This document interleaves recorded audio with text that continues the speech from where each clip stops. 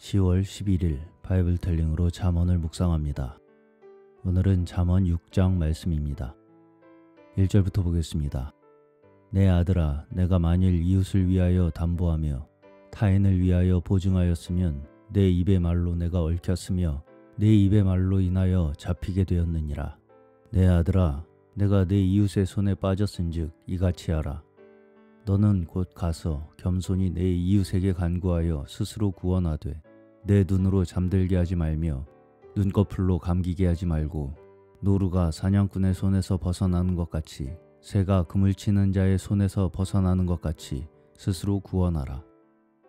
여기서부터는 타인을 위해 보증을 서는 문제를 말합니다. 그럴 때 결국은 얽혀 들어가서 꼼짝없이 잡히게 된다는 것입니다.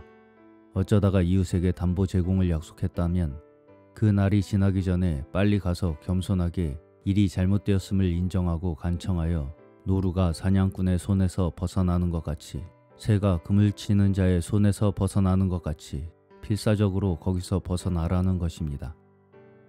6절에서 11절 게으른 자여 개미에게로 가서 그 하는 것을 보고 지혜를 얻으라.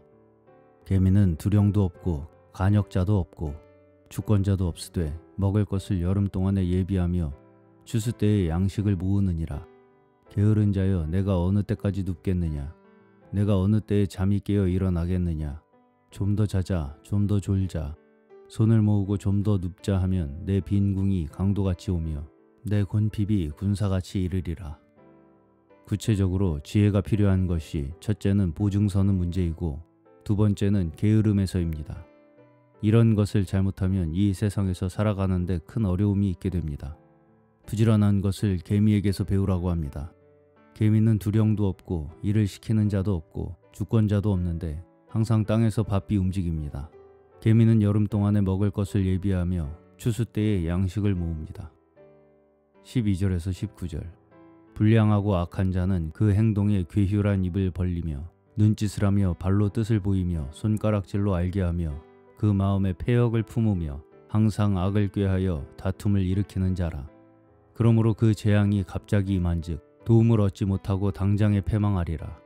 여호와의 미워하시는 것 곧 그 마음에 싫어하시는 것이 6, 7가지니 곧 교만한 눈과 거짓된 혀와 무죄한 자의 피를 흘리는 손과 악한 계교를 꾀하는 마음과 빨리 악으로 달려가는 발과 거짓을 말하는 망령된 증인과 및 형제 사이를 이간하는 자니라.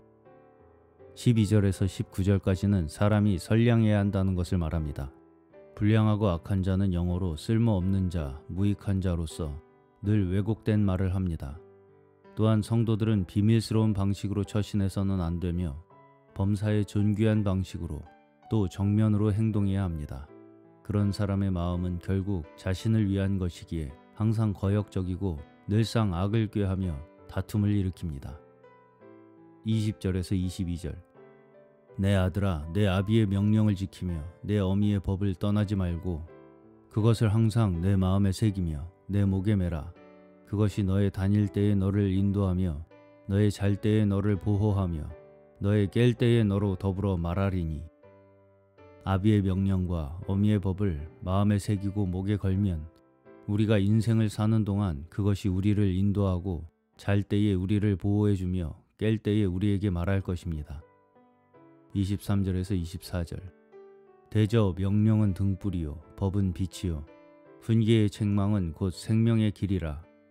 이것이 너를 지켜서 악한 계집에게 이방 계집의 혀로 후리는 말에 빠지지 않게 하리라. 아비의 명령은 등불이고 어미의 법은 빛이며 훈계의 책망은 생명의 길이라고 했습니다. 이것이 그 사람을 지켜서 악한 여자에게 이방 계집에 후리는 말에 빠지지 않게 할 것입니다. 25절에서 28절 내 마음에 그 아름다운 색을 탐하지 말며 그 눈꺼풀에 홀리지 말라.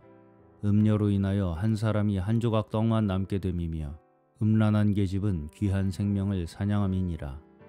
사람이 불을 품에 품고야 어찌 그 옷이 타지 아니하겠으며 사람이 숯불을 밟고야 어찌 그 발이 되지 아니하겠느냐. 여인의 외모를 보고 홀리지 말라고 합니다. 우리는 외면보다 사람의 내면의 가치를 두어야 합니다. 젊을수록 이성의 위험성이 큽니다. 부적절한 관계에 있는 남녀는 서로를 해칠 뿐입니다. 여기서 음녀는 사람으로 가산을 탕진하게 하며 귀한 생명을 사냥한다고 했습니다. 재산을 잃게 할 뿐 아니라 한 번밖에 없는 귀한 인생을 덫에 걸리게 하여 무용하게 만든다는 것입니다. 이단에 빠지는 것도 마찬가지입니다. 결국 빚만 남기게 되고 그 속에서 허우적거리다가 일생을 낭비하게 됩니다. 불을 품에 품는다는 것은 음녀와 행음을 하는 것입니다. 그것은 불을 품는 것과 같습니다. 불을 품었는데 어찌 옷이 타지 않겠느냐는 것입니다. 또한 음행은 숯불을 밟는 것과 같아서 발이 될 수밖에 없습니다. 음녀로 더불어 행음하는 것 자체가 그에게 화가 된다는 것입니다.